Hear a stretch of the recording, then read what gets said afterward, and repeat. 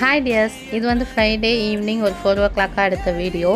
காலையிலேருந்து மழை வந்துக்கிட்டே இருந்தது. அதனால் கிளைமேட்டும் சில்லுன்னு இருந்ததா, சரி நம்ம ஏதாவது ஒன்று பண்ணலாம் அப்படின்னு சொல்லிட்டு சூடாக ஸ்நாக்ஸ் செஞ்சு கொடுத்தா குழந்தைங்களும் லீவில் வீட்டில் இருக்கும், ஏதாவது சாப்பிட்லாம் அப்படின்னு சொல்லிட்டு உளுந்து வந்து ஊற போட்டாங்க அம்மா.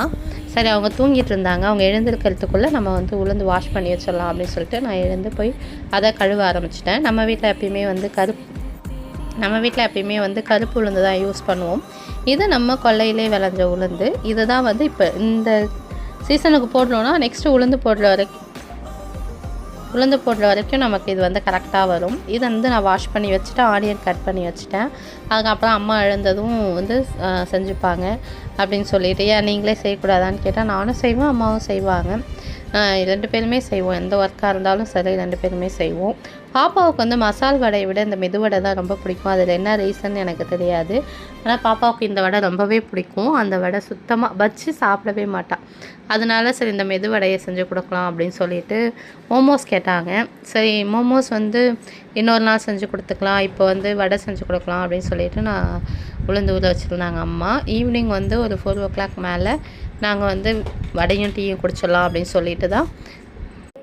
ஹெல்த்தையும் கூட இந்த கருப்பு உளுந்து வந்து குழந்தைங்களுக்கு போன் நல்லா ஸ்ட்ரென்தன் பண்ணி கொடுக்கும். அது ஃபீமேலுக்கு ரொம்பவே யூஸ்ஃபுல்லாக இருக்கும்.